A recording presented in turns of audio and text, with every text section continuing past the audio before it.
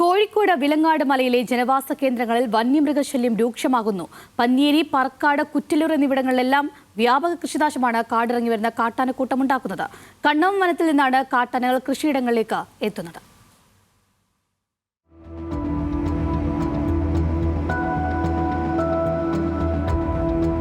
കോഴിക്കോട് വിലങ്ങാട്, പന്നിയേരി, പറക്കാട്, കുറ്റല്ലൂർ എന്നിവിടങ്ങളിലെല്ലാം കാട്ടാന ശല്യം രൂക്ഷമാണ്. തെങ്ങും വാഴയും കവുങ്ങുമെല്ലാം കാടിറങ്ങുന്ന കാട്ടാനകൾ കുത്തിമറിച്ചിടുന്നു. ആനക്കൂട്ടത്തെ ഭയന്ന് രാത്രി മുഴുവൻ ഉറക്കമൊഴിച്ചിരിക്കേണ്ട സ്ഥിതിയാണിപ്പോൾ നാട്ടുകാർക്ക്. കുറ്റല്ലൂർ മലയിലെ കുങ്കന് ഇതിനകം കായ്ഫലമുള്ള 24 തെങ്ങുകളാണ് നഷ്ടമായത്.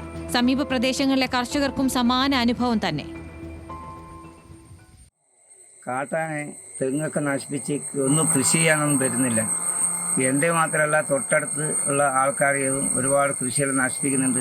ഗവൺമെൻറ്റിൻ്റെ ഭാഗത്തുനിന്ന് യാതൊരു വിധ ആനുകൂല്യവും കിട്ടുന്നുമില്ല. ഇവരോട്ട് വന്ന് നോക്കുന്നുമില്ല. ഫോറസ്റ്റുകാരെല്ലാം ഇടയ്ക്ക് വന്നിട്ട് ഈ പടക്കം പൊട്ടിച്ചങ്ങ് പോകുന്നല്ലാണ്ട് പകൽ വന്നിട്ട് അവർ പടക്കം പൊട്ടിച്ചങ്ങ് പോകും. രാത്രി ആന ഇറങ്ങും. പിന്നെ ഞങ്ങൾ ഉറക്കം കഴിഞ്ഞിട്ട് ആനൻ്റെ പുറകെ കുറേ പായിക്കും.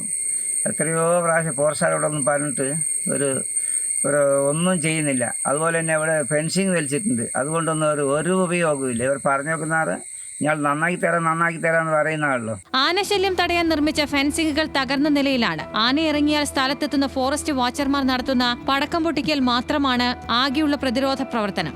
കൃഷിനാശത്തിന് ആനുപാതികമായ നഷ്ടപരിഹാരം ലഭിക്കാൻ നടപടിയില്ലെന്നും കർഷകർക്ക് പരാതിയുണ്ട്. ന്യൂസ് മലയാളം, കോഴിക്കോട്.